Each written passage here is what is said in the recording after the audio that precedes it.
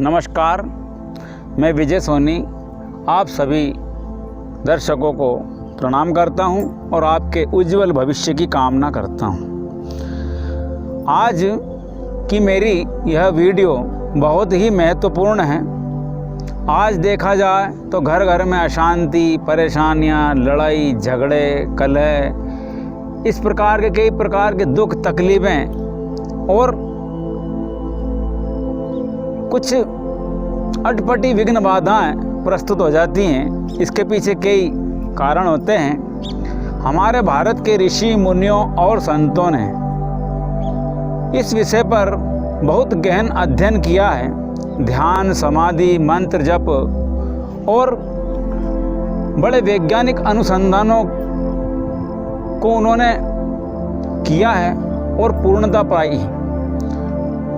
हमें यह बताया है शास्त्रों में किस दिशा में मुंह करके खाना चाहिए, किस दिशा में सिर करके सोना चाहिए, कब हमें हमारे बाल कटवाना चाहिए, हमारे घर में किस प्रकार के पौधे या पेड़ लगाना चाहिए, हमें किस समय क्या करना चाहिए।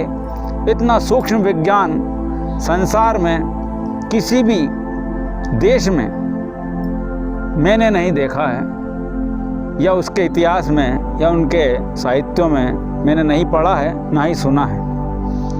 मैं प्रस्तुत कर रहा हूँ, आप एक एक शब्द ध्यान से सुनें कि किस दिशा की तरफ सिर करके सोने से हमें क्या लाभ और क्या हानि होती है। कृपया आप सुनें। पूर्व दिशा की तरफ सिर करके सोने से विद्या प्राप्त होती है। दक्षिण दिशा की तरफ सिर करके सोने से धन की तथा आयु की वृद्धि होती है। लेकिन पश्चिम दिशा की तरफ सिर करके सोने से प्रबल चिंता होती है और उत्तर की तरफ सिर करके सोने से हानि तथा आयु क्षीण होती है। पद्म पुराण सृष्टि खंड के 51वें अध्याय 125वां श्लोक व 126वें श्लोक में यह बताया गया है। विष्णु पुराण में भी 3रा अध्याय 11वां व 111वें श्लोक में यह बताया गया है। और हमें किस दिशा की तरफ मुंह करके भोजन करना चाहिए, ये सुनिए आप। पूर्व दिशा की ओर मुख करके खाने से मनुष्य की आयु बढ़ती है।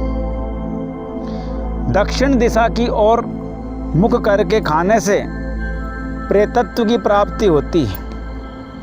पश्चिम दिशा की ओर मुख करके खाने से मनुष्य रोगी होता है और उत्तर की तरफ मुख करके खाने से आयु तथा धन की प्राप्ति होती है। यह बात पद्म पुराण सृष्टि खंड के 51वें अध्याय व 128वें श्लोक में लिखी हुई है। वामन पुराण के 14वें अध्याय और 51वें श्लोक में बताया गया है कि दक्षिण की ओर मुख करके भोजन करने से उस भोजन में राक्षसी प्रभाव आ जाता है। इसलिए दक्षिण की तरफ मुख करके भोजन नहीं करना चाहिए।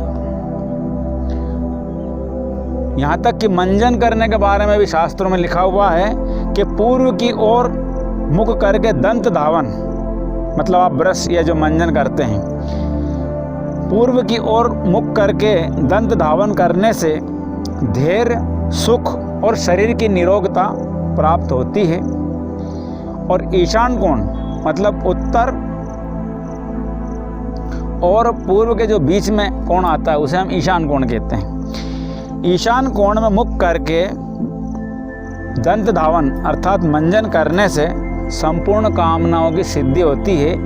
यह बात आचार्य मयूख नाम के हमारे किसी ग्रंथ या साहित्य में आती है।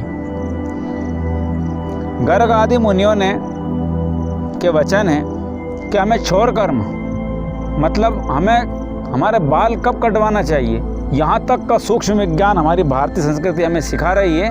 अगर हम इसके अनुसार चलेंगे तो निश्चित ही हमारे जीवन में अनेकों प्रकार की जो विघ्न बाधाएं आ रही हैं वो दूर होने लगेंगी। लिखा हुआ है कि रविवार, शनिवार और मंगलवार को बाल कटवाने से आयु क्षीण होती है, क्योंकि उस वार के जो अभिमानी देवता हैं वो हमारी आयु क्षीण कर देते हैं। लेकिन शास्त्र आपको बतला रहे हैं कि बुधवार, सोमवार और शुक्रवार को बाल कटवाने से आपकी आयु की वृद्धि होती है। लेकिन एक बात याद रखना चाहिए कि जिनको एक पुत्र है या जिन्हें पुत्र प्राप्ति की या संतान प्राप्ति की इच्छा है, उन्हें सोमवार के दिन बाल नहीं कटवाना चाहिए। उनके लिए बुधवार और शुक्रवार बहुत शुभ दिन बताया गया है।